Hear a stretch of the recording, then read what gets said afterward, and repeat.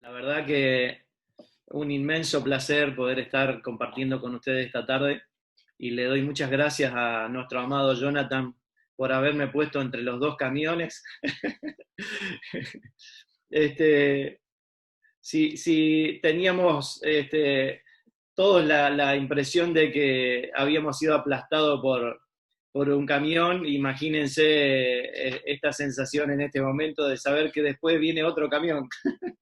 Así que yo seré ese auto de los accidentes que queda entre dos camiones cuando lo aplastan y no queda nada. Y con esto confirmamos que Dios tiene mucho sentido del humor, ¿no?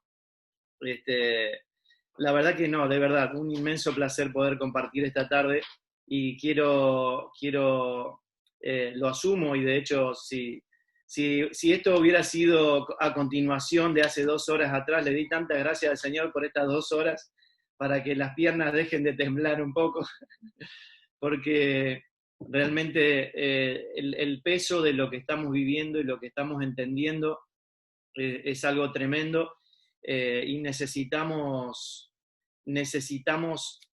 entenderlo de esa manera. Creo que ver en el espíritu lo que estamos viendo y tener este tiempo, esta tremenda responsabilidad como casa, como familia unge. Yo le doy tantas gracias al Señor por vivir en esta generación, por vivir en este tiempo en el que estamos teniendo tanta luz y más de uno de nosotros que estamos aquí venimos por lo menos los últimos 5 años siendo expuestos muy fuertemente, un poco por las buenas, otro poco por las malas, a toda esta luz y a este avance del Señor en esta generación. Y quisiera en este espacio que me toca con gran responsabilidad, pero con mucha humildad y temor del Señor, poder que todos juntos veamos el lugar de la familia en todo esto. Yo, como probablemente muchos de ustedes, vengo de una generación que se ha parado mucho en lo práctico, sin entender la sustancia, sin entender de qué se trataba el diseño, como lo decía nuestro amado apóstol hace un rato. Y entonces lo que hemos experimentado es que no podemos sostener la vida que Dios espera por nuestras propias fuerzas. Por eso Dios nos ha hecho participantes de su naturaleza, para que toda la gestión de la familia sea a partir de su naturaleza y no desde nuestra propia fuerza o desde nuestra propia experiencia o desde principios humanos que sabemos muy bien y tenemos que reconocer. El humanismo se ha metido mucho en la familia, se ha metido mucho en la iglesia y hemos reducido todo lo que es el matrimonio y la familia a algo humano y estamos buscando manejar desde lo humano algo que es totalmente un diseño de Dios y que se vive y se administra y se entiende por revelación porque es un misterio y no se entiende por principios humanísticos, ¿no? Así que solo a modo de introducción quisiera recordar algunas de las palabras tremendas que hemos estado recibiendo desde ayer como para poder introducirnos juntos y tomar dimensión de lo que Dios está queriendo que entendamos como familia en este tiempo. Arrancamos a la mañana ayer con nuestro amado apóstol Gustavo, que como siempre pone la vara altísimo, y entonces uno dice, si empezamos así, ¿cómo va a terminar esto, no?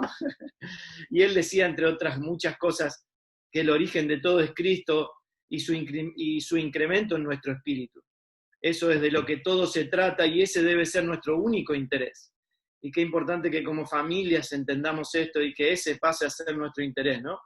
Ni el descuido, decía nuestro apóstol, ni el sobreénfasis acerca de la familia. Si todos hemos estado en esto, ¿no? O bien descuidar a la familia, o bien en el sobreénfasis, como si la familia fuera lo más importante, y en realidad en el orden que Dios estableció no es lo más importante, sino tiene su lugar. Y obviamente es importante porque está dentro de todo el orden que Dios estableció y es donde más gestionamos la vida que vivimos, ¿no? Pero no es lo más importante, ¿no? El apóstol Calvino, tan magistralmente como siempre, nos hablaba acerca de las casas fundamentadas en Cristo y cómo éstas no se caen. Están fundamentadas en la vida de Cristo, posicionadas en Él, y estas casas son uno en misión y propósito. Y esa es la diferencia con las otras casas. lo cual nos hace hacer, y muchos nos hemos hecho esta pregunta hace varios años, ¿por qué las familias cristianas no nos estamos manifestando diferentes? Y ahí tenemos una gran respuesta, por no estar fundamentadas como nuestra posición, por no entender lo eterno. Hemos estado viviendo desde lo temporal, y entonces se manifiesta esta diferencia entre las dos casas, ¿no? En situaciones adversas una se mantiene en pie y la otra se cae. Aunque haya dicho como concepto, como discurso, que su casa está sobre la roca, ¿no? Nuestro amado Javier ayer decía que el origen no son las casas, sino Cristo, y aplaudo eso porque hemos escuchado en este tiempo tantas cosas, ¿no? La casa no es el origen, Israel no es el origen, muchos han dicho, volvamos a donde todo empezó y se van a Jerusalén o al pueblo de Israel, como un lugar físico, terrenal. No me voy a meter en ese terreno, ¿no? Pero claramente la palabra nos enseña que el origen de todo es Cristo, y las casas tienen que ser ese ámbito, ¿no?, donde ese gobierno se manifiesta, la vida de Cristo se manifiesta. Nos decía Javier Uboldi ayer que las casas no son ladrillos, y qué bueno es recordar esto, porque todas las veces que hablamos de casa, se nos viene la idea, o se nos queda en la mente la idea de lo que vemos en una casa, o en un departamento, en un edificio, y claramente las casas son el ámbito de gobierno donde Dios quiere que su vida se exprese, y que eso, decía Javier ayer, se multiplique o se extienda en el linaje, en las generaciones, ¿no? Terrible lo compartido por nuestro amado Jonathan ayer. En la perspectiva de Dios siempre hay coma, porque es una edificación, y qué bueno es entender como familias esta edificación, entender que hay una edificación, que hay que hacer ajustes, que hay que recobrar la idea de la vida orgánica, ser iglesia en las casas, decía Jonathan, posicionados como familias en Cristo. Y esta mañana creo que el resumen podría ser que entendamos que Él es el que edifica. Ni siquiera nosotros como padre y madre, que siempre hemos tenido la idea de que somos lo que edificamos nuestra casa, no edificamos nuestra casa, colaboramos con Dios en la edificación de la vida de Cristo en nuestra casa. Así que creo que fuertemente en estos últimos años y en esta escuela el mensaje está siendo de salir nosotros del centro de cualquier ámbito, porque todo se trata de Cristo. Y qué bueno, gracias Hernán y Ceci por esa canción de recién, porque nos ubicaba de nuevo en esa realidad, ¿no? Pero quisiera entrar ya al tema que me corresponde, tomando una de las frases que dijo el apóstol Gustavo en esta aplanadora que fue hace un par de horas atrás, y él decía, entre tantas cosas tremendas que todavía estamos choqueados en el espíritu por esa palabra, él decía que iglesia, Dios habla, engendra, concibe y desarrolla santos que expresan al Hijo. ¿Sí? Iglesia es donde Dios habla, engendra, concibe y desarrolla a santos que expresan al Hijo. Y me impactó fuertemente en mi espíritu la realidad, esta realidad que tiene que ser la realidad de nuestra familia. Siempre pensamos, como hablamos de casa, en ladrillos, la iglesia pensamos en ladrillos y pensamos en un lugar, ¿no? Pero la iglesia ya está en nuestras casas. La iglesia se está desarrollando en nuestras casas. Los 5 ministerios se están formando adentro de nuestras casas. Los diáconos, los presbíteros, los ancianos se están formando en nuestras casas. Así que qué necesario que es en este tiempo que esta expresión del Hijo, estos santos que expresan al Hijo habiendo sido engendrados por Dios, concebidos por Dios, sean desarrollados en nuestras casas, discipulados en nuestras casas, para que puedan expresar al Hijo desde nuestras casas. Así que mi oración fuertemente en esta tarde y en este tiempo es que esta sea la realidad de nuestras familias. Miren, si vemos desde el principio, vemos 2 realidades, y esto lo ha hablado nuestro amado apóstol en los últimos meses del año pasado, los primeros meses de este año. Si se acuerdan la enseñanza de las 3 casas de Jesús, el apóstol nos decía que el primer Adán no tuvo casas, creció como un hombre grande, fue creado como un hombre grande, pero el postrer Adán, que es Cristo, sí tuvo una casa. Hizo un desarrollo tremendo, espectacular respecto a esto, y necesitamos recordar esto. El primer Adán sin casa y el postrer Adán con casa. Para Dios fue muy importante el hecho de que su Hijo eterno se encapsulara en un bebé humano y formara su vida, desarrollara su vida, su carácter, su potencial, fuera discipulado en el ámbito de una casa. No voy a extenderme mucho en esto porque la enseñanza fue tremenda del apóstol, pero necesitamos recordar esto. Yo no sé si, no estoy viendo acá, si a ustedes les llega unas placas, Lito, no sé, ahí está. Yo pasé algunas ideas y voy a ir mencionando algunas cosas y ustedes les va a ir, ahí están, tienen el título, la realidad del Evangelio manifestado en las familias. De eso estamos trabajando en este tiempo, ¿no? Pero necesitamos entender esta realidad. Es muy importante porque, como ya hemos mencionado y el apóstol Pablo lo recuerda, necesitamos crecer según la verdad que está en Jesús. Jesús es nuestro modelo. Y tristemente hemos tomado el modelo del discipulado de Jesús como algo externo, Jesús fuera de su discípulo y enseñándole principios, pero ese no es el modelo que Dios espera. El modelo que Dios espera que tomemos de Jesús es como su vida fue desarrollada en el ámbito de una casa, y es en ese ámbito donde la vida del Jesús judío fue absorbida por la vida de Cristo. Ese es el modelo. Cómo dentro de una casa una persona puede tener su vida siendo absorbida por el Cristo eterno. Y esa creo que es una de las grandes responsabilidades que tenemos como familia. Segundo pensamiento, por decirlo de alguna manera, que quisiera compartirles, es que las casas son para vivir y modelar, ¿sí?, a Cristo, y que al verlo en nosotros, las personas que nos rodean, la gente de nuestra ciudad, la gente de todo lugar donde nos movamos, quieran a ese Cristo que viene en nosotros. La vida funciona en la casa es el ámbito que expresa la realidad. Y esto es algo que necesitamos entender. El Evangelio es algo que va a ser expresado, sí o sí. No hay forma de no expresar algo porque hemos sido diseñados para eso. Si nosotros entendemos el Evangelio eterno, ese es el Evangelio que va a ser expresado. Si nosotros entendemos otros evangelios, como lo llama el apóstol Pablo escribiendo a los Gálatas, esos otros evangelios van a ser expresados. Es lo mismo que cuando leemos el Génesis en el Multiplícate. No hay forma de que no se multiplique algo en las generaciones. ¿Sí? Sí o sí, algo se va a multiplicar en las generaciones porque Dios puso ese diseño en la médula espinal de la familia. Si yo no soy cristiano y le enseño a mis hijos a no ir a una iglesia porque le roban los diezmos, porque son unos chantas que se roban su dinero, estoy multiplicando eso en las generaciones, a no amar a Dios. Pero si yo vivo un evangelio cristocéntrico, si vivimos la realidad del evangelio, lo que va a suceder es que vamos a estar multiplicando lo eterno en las generaciones. Así que necesitamos entender que Dios diseñó el evangelio para que sea real en la simpleza de la vida doméstica. ¿Sí? Por eso necesitamos definir desde dónde estamos hablando cuando hablamos de familia, desde dónde estamos hablando cuando hablamos de evangelio. El evangelio como una realidad que se manifiesta en la semilla de Cristo, sembrada en nosotros y crecerá y dará frutos que el Padre espera. ¿Sí? El apóstol Calviño, que tanto amamos y admiramos, nos ha hecho terribles enseñanzas tremendas en estos últimos tiempos acerca de esto, de qué no es el evangelio y qué es el evangelio. Pero si tan solamente recordáramos esto, el evangelio no son doctrinas, el evangelio no son rituales, no son costumbres, como muchos de nosotros que venimos de varias generaciones de creyentes hemos recibido.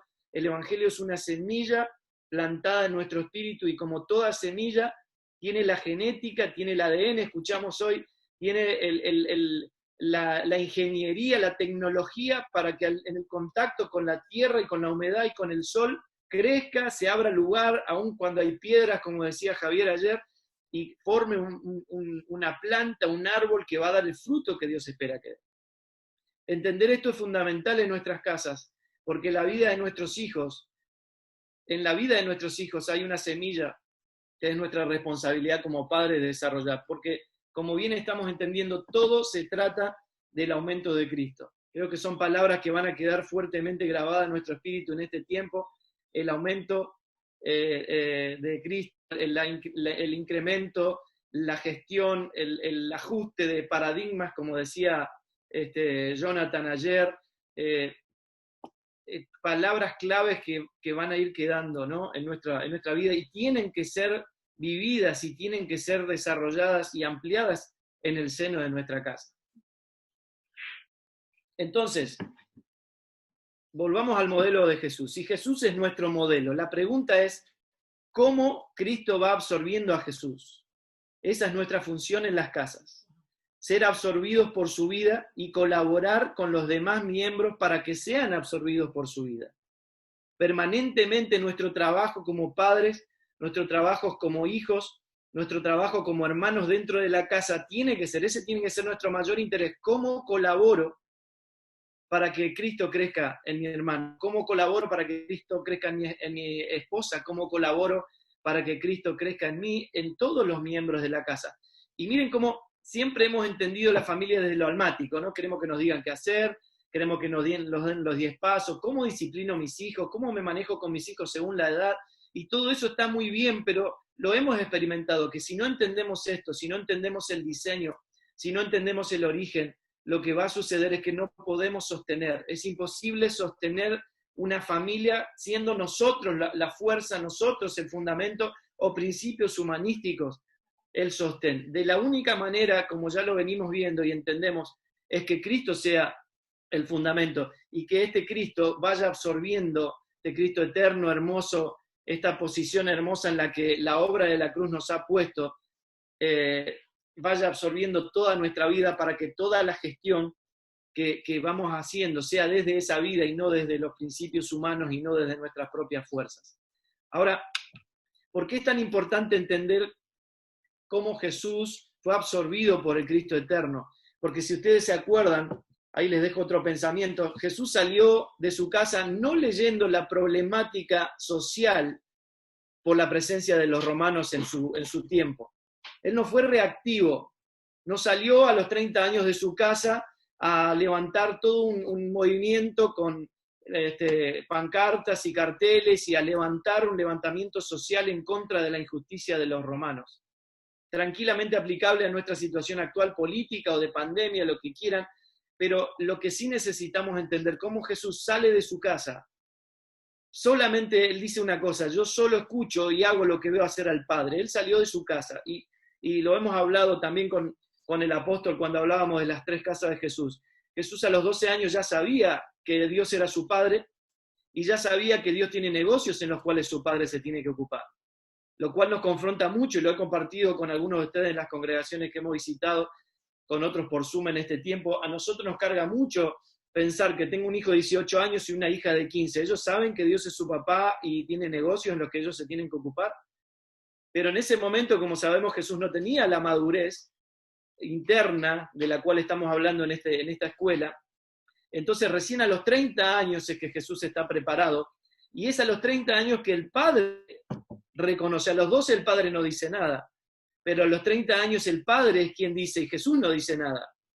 Es tremendo entender eso, es el Padre quien reconoce al Hijo y le dice, estoy complacido con vos. Pero ¿saben qué es lo que a mí más me impacta? Entender que ese Jesús venía de su casa, no había hecho ni un milagro, no tenía ni un discípulo, ni un seguidor, nadie lo conocía, no tenía fama, y él venía de su casa, y Dios veía a un hombre entero, 100% acabado, listo para llevar adelante la misión. Necesitamos entender eso. Jesús salió de su casa listo para escuchar al Padre, listo para hacer lo que veía hacer al Padre, en dependencia total del Padre, con una madurez que había recibido en su casa. Y esa es la responsabilidad que tenemos y la que nos tiene que cargar. Y eso es lo que va a producir si nuestra gestión en las casas es desde la naturaleza de Cristo o es desde la naturaleza humana. Si es desde nuestra propia naturaleza, lo que va a suceder probablemente es que le enseñemos a nuestros hijos muchos principios y cuestiones que tengan que ver con lo temporal. No estudies tal cosa o tal otra porque no te va a dar dinero. Suena muy lindo, parece que le estoy enseñando a mis hijos principios como para ser sabios e inteligentes, pero en realidad le estoy enseñando, no confíes en Dios como tu proveedor, confía en el trabajo que es el que te da dinero. Es muy sutil, pero es un principio temporal. Y Dios nos llama a entender el fluir de su vida en nosotros, la naturaleza de Cristo gobernando nuestra casa, y que todo lo que le enseñemos a nuestros hijos sea desde la gestión del espíritu y no desde principios humanísticos, desde principios humanos, por más que suenan a veces incluso espirituales, pero están en un límite muy delgado entre la independencia, como vimos en el primer matrimonio, en vez de vivir en la dependencia. Ustedes acuérdense que el primer matrimonio tuvo la oportunidad. Tenía el árbol de la vida y tenía el árbol del conocimiento del bien y del mal. Había 2 maneras de aprender, había 2 maneras de vivir, y ellos eligieron la temporal. Ellos tenían el acceso a lo eterno comiendo el árbol de la vida, y decidieron comer lo temporal, comer el árbol del conocimiento del bien y del mal, ser independientes de Dios, vivir por cuenta propia. Y eso trajo el desastre cósmico que tenemos hoy y que nuestros hijos necesitan entender. Si nuestros hijos entienden qué se perdió en el origen, van a entender perfectamente qué se solucionó en la cruz. Y nuestros hijos necesitan ser más expertos en eso que en tantas cuestiones temporales que son expertos. Dios me confrontó muy fuertemente hace unos años cuando mi hijo era adolescente y me hablaba de Nadal, de Djokovic, de Federer, le encanta el tenis, y no está mal que sepa quiénes son los número uno del tenis y cómo Del Potro había avanzado tanto después de lastimarse y demás, pero si mi hijo no puede definir el consumado si mi hijo no puede entender, y somos una familia cristiana y nuestros hijos son la cuarta o quinta generación de creyentes, y no sabemos definir la obra de la cruz, algo está mal. Y esa es la fuerte carga que nos tiene que venir en este tiempo. Como sabemos, Jesús entró a más de 10 casas según los evangelios. Vemos que en los primeros siglos crecieron porque vivían la realidad de Dios en las casas. Expresar la vida de Cristo en las casas es el diseño, siempre lo fue. Todo comienza en las casas. Dios comenzó todo el diseño de la vida humana en el ámbito de una casa, pero casa como ámbito, porque nosotros decimos el Edén no era una casa. Sí era una casa, era un ámbito. La casa no son ladrillos. La casa es el ámbito donde hay el gobierno o no de Dios, ¿no? Así que necesitamos elevar la medida. Necesitamos entender que Cristo va a ordenar todo en las casas. Pero si vemos desde lo eterno y no desde lo temporal, si vemos desde lo almático, si vemos desde principios temporales, vamos a ver un hombre, una mujer, 2, 3 o 4 hijos. Si vemos desde los principios eternos, desde la realidad eterna, vamos a ver que somos figura profética. Vamos a ver que somos figura o alegoría de realidades espirituales que Dios escondió en nosotros para darse a conocer, expresar esta palabra tan fuerte en esta escuela. Cristo siendo expresado, Cristo dándose a conocer. ¿Cuál es la única manera de Cristo se va a dar a conocer? Es que este Cristo crezca en nosotros. Recién el apóstol nos hablaba tan claramente de esto. Cuanto más crece Cristo en nosotros, más claramente van a ver los demás la imagen de Cristo porque somos su cuerpo. Pero eso empieza en la casa. No son 2 horas de reunión. No es esperar a que vuelva al auditorio para que la maestra de escuela dominical o los líderes de jóvenes hagan algo con nuestros hijos. No, empieza en nuestra casa y esa es nuestra responsabilidad. Así que si vamos a elevar la medida, vamos a entender y entendemos que somos espirituales, ¿sí? Que el evangelio es espiritual. Entendemos que el primer matrimonio y la familia fueron creadas para el propósito eterno de Dios, para ser imagen y semejanza de Dios, para darlo a conocer. El comienzo de todo en la vida humana es dar a conocer a Dios. Y lo recordamos, ¿no? Dios dijo, voy a hacer al ser humano mi imagen y semejanza. Y esa es la foto, el documento de Dios en la tierra. Si la creación mira la imagen de la licencia y me mira a mí, concuerda. Si la creación mira mi foto, tiene que ver a Dios. Ese fue el diseño, desde el comienzo. Y Dios les dijo, multipliquen esto en las generaciones. No es mi tema hoy, pero si ustedes investigan ahí en Génesis 5, ven la triste realidad. Poquito tiempo después, el primer matrimonio estaba teniendo un hijo a su propia imagen y a su propia semejanza. Génesis capítulo 5, versículo 3. Y eso se empezó a multiplicar en las generaciones. Por un hombre entró la muerte, y la muerte llegó a toda la humanidad. Entonces, si nosotros no entendemos el impacto, la responsabilidad que tenemos dentro de nuestra casa, la gestión va a estar equivocada. Ahora, si entendemos la responsabilidad de toda esta expresión de Cristo a través de la iglesia, y que la iglesia empieza en nuestras casas, no como casa-iglesia o como 4 paredes, como traer el culto. No estoy hablando del culto familiar, de un material de cómo sentarse en una mesa a leer la Biblia con los niños. Es mucho más que eso, es vivir todos los días la vida de Cristo en nosotros y que nuestros hijos sean los primeros que lo vean y que en nuestros hijos sea desarrollada esta vida y que a partir de ahí todo el mundo que nos rodea pueda ver la expresión de Cristo en nuestras casas. Las casas entonces son para expresar realidades espirituales, ¿sí? No debemos olvidarnos de esto. Nuestras casas son para expresar realidades espirituales. Insisto en lo que dije al principio. No hay forma de no expresar algo, porque para eso fuimos diseñados. Y de hecho el alma fue diseñada para mostrar. Ustedes se conocen, nos conocemos por la personalidad, por el carácter, por la manera de ser. Eso es el alma. Si nuestra alma no está gobernada por el Espíritu, ¿qué realidad vamos a mostrar? Ahora, si nuestra alma está gobernada por el Espíritu, si nuestro matrimonio está gobernado por el Espíritu, nuestros hijos están gobernados por el Espíritu, nuestras almas están siendo salvadas todos los días, lo que va a ser visible va a ser Cristo. Es una tecnología que no falla. Por eso estoy tan feliz de estar en esta escuela, en esta casa, en esta red, y ver tantas redes en todo el mundo que Dios está levantando en estos últimos años para dejar este mensaje tan claro a las generaciones. Tiene que haber un Cristo más exacto en la próxima generación. Pero eso empieza en casa. Es nuestra responsabilidad en casa. Miren un poquito las casas en la historia de Dios, porque la historia es de Dios, no es humana, ¿no? Miren la casa de Noé, me encanta ver la historia de Noé, pero más allá de la historia en sí, que tan linda, la estudiamos en la escuela bíblica, ¿no? Vemos la coherencia. Noé hablaba de lluvia y construía un barco, y sus hijos 80 años después se subieron a ese barco, se subieron al arca. Es imposible que un hijo se suba a lo que nosotros vivimos si nosotros somos dos caras, si nosotros no tenemos coherencia. Ahora, si tenemos coherencia, si vivimos una vida coherente, pueden pasar 80 años y nuestros hijos se van a subir al barco. Noé, mientras estaba construyendo un barco todos los días, estaba hablando acerca de la necesidad de subirse al barco. Y eso es la casa. Lo que Dios espera que nuestra casa, por eso es tan importante entender la casa, porque la casa es figura profética, es espiritual. El arca, sabemos, era símbolo de Cristo. La casa de Noé era expresión de una realidad espiritual en ese momento, como lo es nosotros ahora. Y tenemos la historia ahí, la casa de Abraham, la casa de Moisés, la casa de David, la casa de Salomón, incluso a Egipto Dios la llama casa de servidumbre. Era un ámbito, un lugar que Dios consideraba una casa, ¿no? Porque las casas naturales fueron diseñadas por Dios, pensadas por Dios, para ser la expresión de realidades espirituales. La pregunta es, ¿qué realidades estamos expresando? Necesitamos hacer nuestra pregunta, porque, repito, insisto en esto, no hay forma de no expresar una realidad.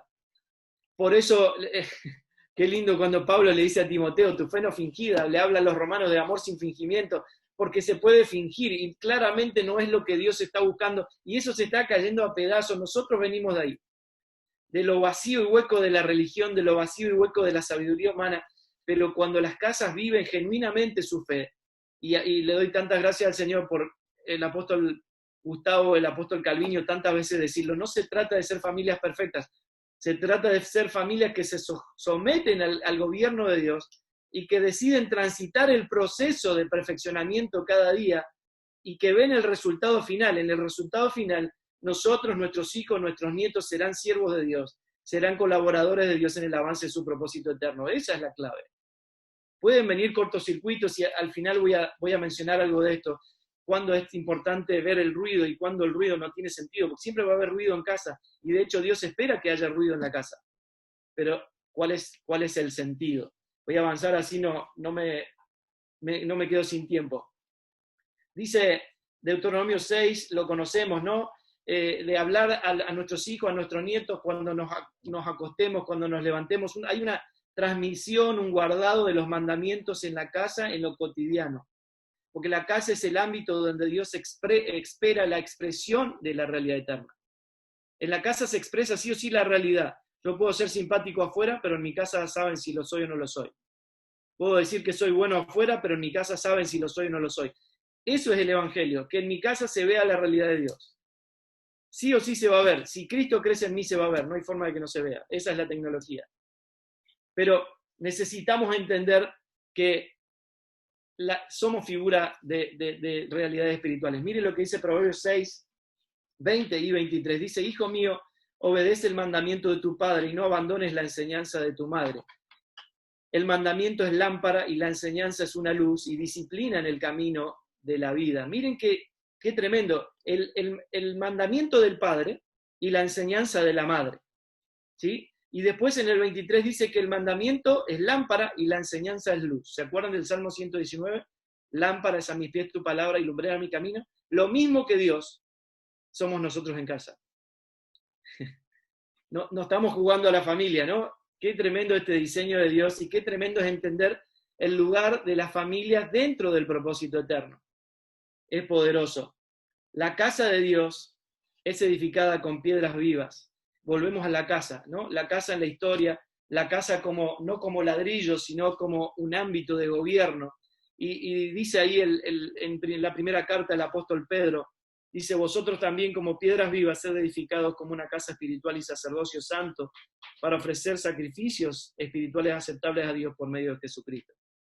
Lo hemos escuchado tanto que a veces lo pasamos por alto y nos olvidamos que Dios está edificando una casa, que está edificando un templo espiritual y que esas piedras vivas están adentro de nuestras casas, están siendo formadas adentro de nuestras casas. Y es necesario, muy, muy importante entender la analogía de la edificación de la casa de Dios. Hemos estudiado todo el año pasado, este año estamos profundizando esto. Dios está edificando su casa. Pero miren que en primer libro de Reyes, capítulo 6, versículo 7, dice, en la construcción del templo solo se emplearon piedras de cantera ya labradas, o sea, acabadas. Así que durante la obra no se oyó el ruido de martillos, ni piquetas, ni de ninguna otra herramienta. Dios le había encargado a Salomón que en esta edificación de la casa no hubiera ruidos. Dios no esperaba ruidos en la edificación. Para eso se había establecido una cantera donde sí había ruidos. Una cantera donde había que trabajar las piedras. Qué bueno lo que planteaba las sesiones anteriores, el diseño, y hablaba mucho Jonathan acerca de esto, de ver el diseño. ¿Quién diseña? ¿Quién es el maestro constructor? ¿Quién es el arquitecto? No podemos hacer lo que queremos. Necesitamos escuchar el diseño. Necesitamos ver el diseño en el espíritu y saber, mi hijo, la piedra viva que está en mi casa, ¿qué lugar va a ocupar en ese diseño, en esa construcción de la casa espiritual? Porque lo que Dios espera es que hoy la familia, en el Nuevo Pacto, la familia es la cantera donde se están formando las piedras vivas. Dios no quiere ruido en la casa. Es la misma situación que en la edificación del templo. Hoy hay mucho ruido en la iglesia. Tiempo de sanidad interior, tiempo en encuentro, superencuentro, recontraencuentro, 1500 encuentros, quemamos 800 papelitos en un fuego perdonando a todo el que nos hizo daño. Y perdemos una generación, perdemos 2 generaciones, perdemos 3 generaciones, y el Evangelio se retrasa porque nosotros como familia no hemos tomado la responsabilidad en nuestra casa de formar a las piedras. Lo leyó el apóstol en el bloque anterior, Efesios 4. No dice que las 5 gracias ministeriales forman a los santos, dice perfeccionan a los santos. Y perfeccionar es pasar una lijita, sacar una pequeña aspereza, no es formar. Y la iglesia ha perdido muchísimo tiempo formando a gente que tendría que haber venido formada a su casa. Necesitamos volver a recuperar el diseño eterno de Dios, de las familias, de las casas que forman a las piedras con las cuales Dios está edificando su templo espiritual. Imagínense que las 5 gracias, los líderes reciben a las piedras ya acabadas y le dan una pulidita y lo mandan al liderazgo, a la edificación del cuerpo de Cristo. Cuánto avance produce eso. Y eso es lo que estamos viendo en el Espíritu en este tiempo. Eso es lo que las familias necesitan ver en el Espíritu. Lo que estamos haciendo tiene un gran impacto en esta y en las próximas generaciones. Si nos ocupamos de ser la cantera que Dios diseñó para formar las piedras. Habría muchísimo más para hablar de esto, pero quiero seguir avanzando. Y en relación a esto, quiero hablar un poquito, de manera un poquito más práctica, respecto a los ruidos en la edificación. Porque si Dios no espera ruidos en la iglesia, y sí es normal ciertos ruidos en la casa, necesitamos definir los ruidos. En primer lugar, tiene que ver con qué estamos edificando. Y con esto no estamos diciendo que esté bien los cortocircuitos en la casa y dejar libertad para que esté todo mal, y que nos empecemos a dar algunos tortazos, ¿no? Cachiletes, como dicen los chilenos, no sé, bofetadas. No se trata de eso. Se trata de entender que si estamos edificando en lo eterno, nuestra casa va a ser un lugar donde los ruidos de la edificación van a tener sentido. Una confrontación, un no que ofende a un hijo, ese tipo de cosas, un límite, una disciplina, no como una cuestión almática de formar el carácter de nuestros hijos, de educar emociones o formar actitud en nuestros hijos, que en algún sentido también lo incluye, sino como algo más profundo. Entender que estamos formando las piedras vivas es entender que estamos haciendo un trabajo en el espíritu, que tiene que ver con la formación de Cristo en nuestros hijos. He dado este ejemplo varias veces y lo recuerdo ahora, un día que mi hijo quería hacer unos fideos hace unos años atrás, y perdón que lo expongo, pero fue una situación muy interesante y él nunca lo había hecho, y es algo muy sencillo, pero pone el agua fría y está a punto de tirar el paquete de fideo al agua fría, y todos sabemos que hay que hervir el agua primero, ponerle sal, y el hijo siempre tiene esa cosa de yo lo voy a hacer, déjame, yo puedo, yo sé, y pude usar esa situación sencilla y cotidiana para decirle a mi hijo, ¿te acordás? El hijo nada hace por su propia cuenta, sino solo lo que ve hacer al padre. Y pude enseñarle con hacer unos fideos a mi hijo un principio eterno. Mirá, se hace así, poné primero el agua, hervila, cuando hierve el agua, ponés la cantidad de fideo que vas a consumir, lo vas probando para ver que estén al dente, no se pasen. Pero es una simple situación en la cocina que le enseña a mi hijo un principio eterno. No podés hacer nada por tu cuenta. Y esto no es ser un regimiento militar ni nada por el estilo, por favor, creo que entendemos con madurez en el espíritu lo que estamos diciendo. Entonces ese tipo de ruidos, si edificamos la casa formando las piedras vivas, tienen sentido. Si no edificamos su casa, si estamos edificando nuestra casa, nuestra iglesia, nuestra vida, nuestro bienestar, los ruidos no tienen sentido y de hecho nos cansan y la gente se va de los ruidos. Los hijos abandonan a los padres, los esposos se separan, porque los ruidos terminan siendo más fuertes que el sentido de la edificación. Si la edificación es eterna, si la edificación es como colaboradores en la casa de Dios, hay ciertos ruidos que tienen sentido y que van a ser para perfeccionamiento, para formación, no ruidos sin sentido. No me quiero extender mucho en esto, pero sí quiero que entendamos que necesitamos sobreponernos a los ruidos. Va a haber ruidos y necesitamos sobreponernos a ellos. Miren, un ejemplo es la familia de Timoteo, ustedes la encuentran ahí en Hechos 16, Lucas escribiendo, inspirado por el Espíritu Santo, escribe 2 veces que Timoteo tenía un papá griego. Y sabemos por la historia que Timoteo creció en el liderazgo, que Pablo llega ahí a esa ciudad y se queda impactado por cómo este joven tenía tanta pasión, aunque tenía algunos conflictos emocionales, como sabemos por algunos historiadores, baja autoestima o algún ese tipo de cosas, pero lo que vemos es que Pablo ve en él el potencial de un colaborador apostólico. Su papá no se había ocupado de él espiritualmente, su papá no lo había judaizado, su papá no lo había encaminado en los principios del cristianismo, como su abuela y su mamá sí lo hicieron.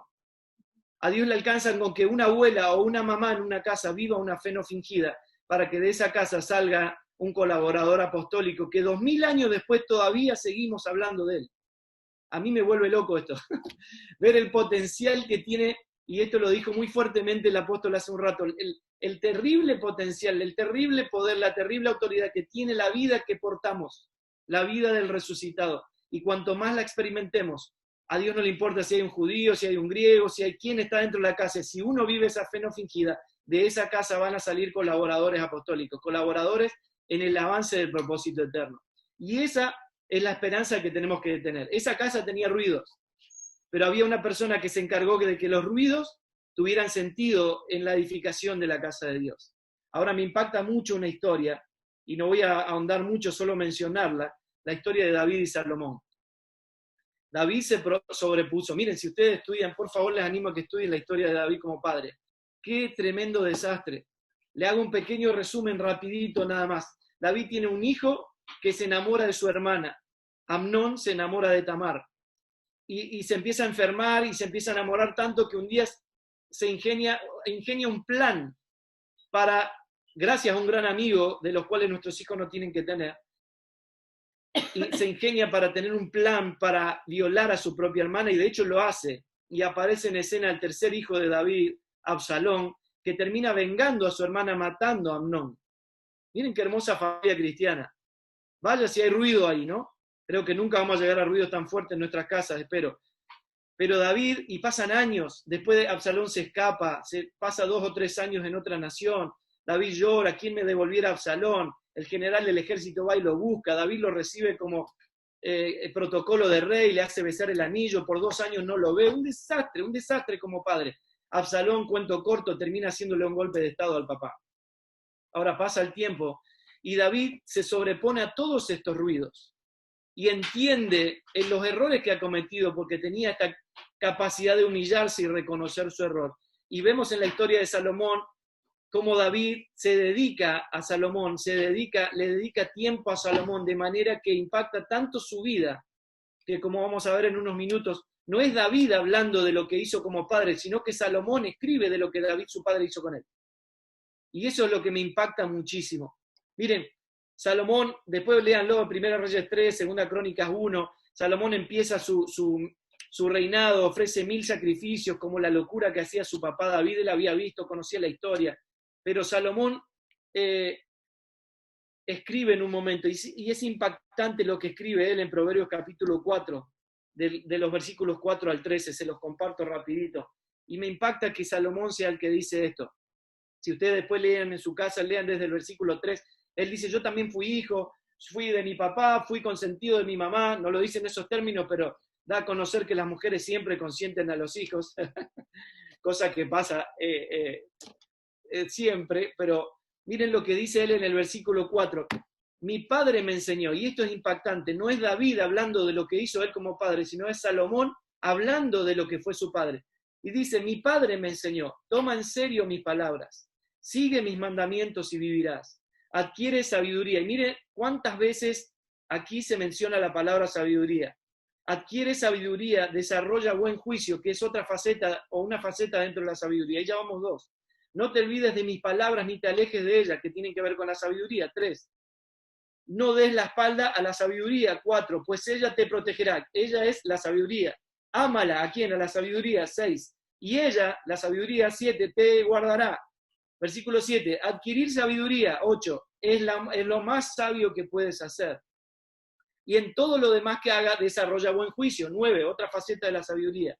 Versículo 8. Si valoras la sabiduría. 10.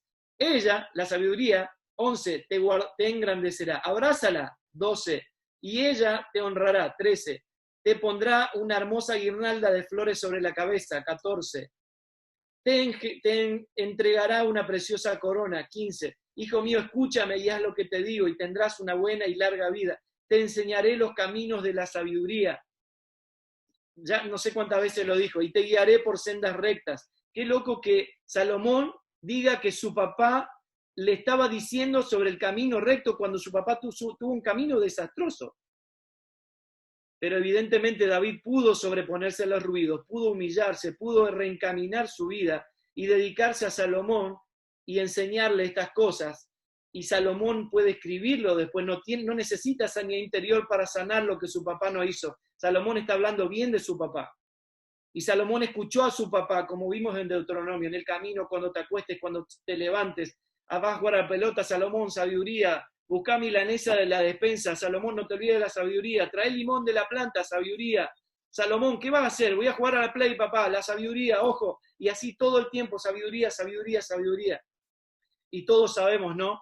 Esa noche después de los 1000 holocaustos de locura que Dios lo tiene que frenar para que no deje todo el pueblo sin bueyes. Dios le pregunta lo que quiere y Salomón tiene una sola respuesta. Me impacta como Jesús salió de su casa y no hablaba de los romanos. Jesús salió de su casa y escuchaba lo que el Padre decía. David enseñó a su hijo. Salomón salió de su casa y cuando Dios le hizo la pregunta, Salomón respondió sabiduría. Salomón tenía la respuesta para la pregunta de Dios porque su papá, aún con un tremendo lío en su casa, tremendo cabezón, con muchas equivocaciones, pudo sobreponerse a los ruidos, alinearse a lo eterno y dejarle a su hijo la respuesta correcta para cuando Dios le preguntara. Ahora, a mí me vuelve loco pensar que David no portaba la naturaleza que portamos nosotros. Si David, sin la naturaleza de Cristo en su interior, pudo hacer esto, ¿cuánto más nosotros? ¿Cuánto más nosotros hoy, y con la luz que vamos teniendo que va en aumento, y gloria a Dios por eso, cuánto más nosotros podemos y debemos enseñar a nuestros hijos, discipular a nuestros hijos, discipular a nuestras generaciones, no solo con conceptos, sino con una impartición de vida, Cristo creciendo en nuestro interior, que toda la gestión de vida en nuestra casa sea a partir de la naturaleza de Cristo, y que cuando nuestros hijos salen de nuestra casa ya son piedras acabadas y solo necesitan ser pulidos, y cuando el liderazgo, cuando Dios le hace la pregunta, ellos tienen la respuesta, ya saben lo que tienen que hacer. Que es la misma figura que la flecha del Salmo 127. La flecha va donde el guerrero no puede llegar. Nuestros hijos van a ir más lejos que nosotros.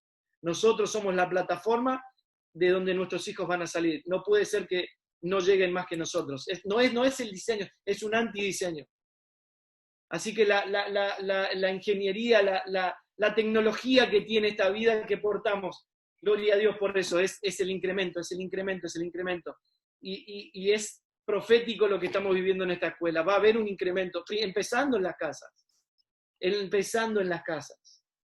Así que enfocarnos en las realidades eternas en las que participamos por obra consumada de la cruz y permanecer ahí como familias es la clave. Qué bueno es entender que Cristo ya era vencedor, siempre lo fue. Que la cruz no hizo más que hacernos participantes, y gloria a Dios por esa gloriosa y hermosa cruz en nuestro estilo de vida cotidiana en la que nos vamos negando a nosotros mismos y podemos ver el incremento de Cristo. Miren, estuvimos trabajando con nuestra familia, con nuestros hijos en esta cuarentena y siempre la tentación es a castigarlos. Dame tu celular, no vas a ver tele, no vas a salir, como un trabajo almático, pero el Señor nos llevó en esta cuarentena a desafiar a nuestros hijos. Vamos a ver cuánto de nosotros cuatro, quién de nosotros cuatro se niega más en esta cuarentena. ¿Quién se niega más y Cristo crece? ¿Quién va más a la cruz y no saben lo que nos costó? Porque sale la justicia propia. No lavaste los platos, no hiciste esto, no, yo tengo razón. Y una y otra vez, yo quiero que mi esposa sea como yo quiero, ella quiere que yo sea como ella quiere, y resulta que Dios quiere que seamos como Él quiere. O sea, no importa nuestra justicia, no importa nuestra voluntad, no importa nuestros deseos.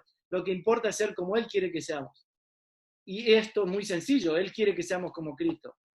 Y para ser como Cristo tenemos que morir. Tenemos que ir a la cruz, tenemos que negarnos a nosotros mismos y permanecer en la posición de cruz. Una familia alineada a lo eterno es una familia de crucificados. Una familia posicionada en Cristo es una familia de crucificados. No busca sus intereses, busca los intereses del Padre. Gloria a Dios por nuestros hijos creciendo en esta generación, en estas casas. Hijos que no les importa si somos bautistas, pentecostales, congregacionales, de acá, de allá, de lo otro. Que lo único que entienden es Cristo y la cruz. Y si nos vamos a jactar de algo, que sea de Cristo y Cristo crucificado. Que esa sea nuestra pasión, nuestro interés en este tiempo, como familia, empezando en casa. Y termino con esto. No sé cómo vengo con el tiempo, creo que estoy muy bien, me apuré un poco, perdón por estar acelerado, pero me pasó un camión por encima hace un rato, así que como puedo vengo. Somos participantes y colaboradores desde las casas con nuestras generaciones. Debemos dedicarnos a discipular a nuestras generaciones en lo cotidiano, como es el diseño de Dios. Entender esto. El lugar de la familia en este tiempo es recuperar la posición del diseño original. Dios dijo, voy a hacer al ser humano para que sean mi imagen y semejanza. Y ese para es para lo que fuimos creados. Fuimos creados como familia. Paso siguiente, Dios crea un matrimonio y les da el mandato de multiplicarse en las generaciones. Fuimos creados para multiplicar lo eterno en las generaciones. Fuimos creados para darle a conocer. Fuimos creados para que Cristo sea conocido a través de nosotros, a través de nuestros hijos, de nuestros nietos y nuestros bisnietos. Yo le doy muchas gracias a Dios por venir de tercera o cuarta generación de creyentes. Y no reniego de lo que recibimos, pero cuánta luz estamos recibiendo en este tiempo. Y gloria a Dios por esa luz. Amo a mi abuelo, amo a mis padres, pero no tuvieron la suficiente luz para dejar una medida más exacta. Y yo tuve que, a los 40 años, por situaciones dificilísimas, poder ver a Cristo más claramente. Y gloria a Dios por eso, no reniego de los procesos. Pero qué feliz es entender en este tiempo que podemos colaborar para que nuestros hijos, desde muy niños, tengan una visión más exacta del Evangelio. Empecemos en casa. Ese es nuestro trabajo. Volver a recuperar por obra de la cruz la posición de colaboradores con Dios en el avance del propósito eterno. Queremos que la iglesia sea más gloriosa, empecemos en casa. En casa se están formando los apóstoles, los evangelistas, los pastores, los maestros, los diáconos, los ancianos, los presbíteros. Trabajemos, formémoslos incansablemente. No importa si no les dejamos un departamento, o algo de bienes materiales, que seguramente también se lo vamos a dejar. Y si no, no importa. Lo que sí importa es que Cristo crezca en nosotros, Cristo crezca en ellos, y que la próxima generación reciba un Cristo más exacto, una visión de Cristo más exacta, que Cristo siga aumentando en nosotros. Así que simplemente quiero animarte que hagamos juntos una oración en esta tarde, una oración muy sencilla, y es decirle al Señor, acepto la responsabilidad. Señor, yo soy el primero aquí en esta tarde, acepto una y otra vez la responsabilidad. En este día renovamos nuestro compromiso de que nuestra casa sea un lugar donde se empieza a expresar tu gobierno. Señor, en esta tarde tomamos la responsabilidad del diseño original. Perdonanos por haberla depositado en los pastores, en los líderes de jóvenes de la escuela bíblica. Perdonanos por haberlo depositado en la escuela. Señor, aceptamos en esta tarde una y otra vez y vamos a colaborar para que más familias acepten la responsabilidad del diseño, de formar a nuestros hijos en nuestra casa. Que nuestros hijos te vean, que nuestros hijos vean en nuestra casa una gestión que naturalmente en la sencillez de lo doméstico, la gestión en nuestra casa es desde la naturaleza de Cristo y no desde nuestra propia naturaleza o desde principios humanos. Señor, te doy muchas gracias por este tiempo, muchas gracias por esta escuela, muchas gracias por esta casa, muchas gracias por nuestros apóstoles, por nuestro papá espiritual. Gracias, Señor, por las gracias que están en esta casa. Gracias por esta hermosa red UNGE a la cual pertenecemos. Gracias por las redes que estás levantando en todas las naciones. Gracias porque estamos viendo un aceleramiento, un incremento, Señor, de tu persona en las naciones en este tiempo. Gracias, Señor, porque la crisis no produce nada en nosotros, sino que la crisis es fruto de tu crecimiento en nosotros. Una crisis global por causa de tu crecimiento en nosotros. Señor, que eso empiece en las casas y siga creciendo en las casas. Cada día más, que seamos redes de casas en todo el mundo, donde tu gobierno está presente, se manifiesta, donde tu vida, Señor, tu vida fluye y la gestión de vida es desde tu naturaleza y que nada ni nadie nos puede separar. Estamos posicionados en tu amor y nada ni nadie nos puede separar de ahí. Esa realidad eterna está en nosotros. Qué hermoso que nuestros hijos reciban esto. La seguridad de una realidad eterna, interna, de la cual nadie les puede sacar. Te honramos en esta tarde, te adoramos en el nombre de Cristo el Señor. Amén, amén, amén. Gracias, Lito y Adriana, los amamos. Gracias a todos.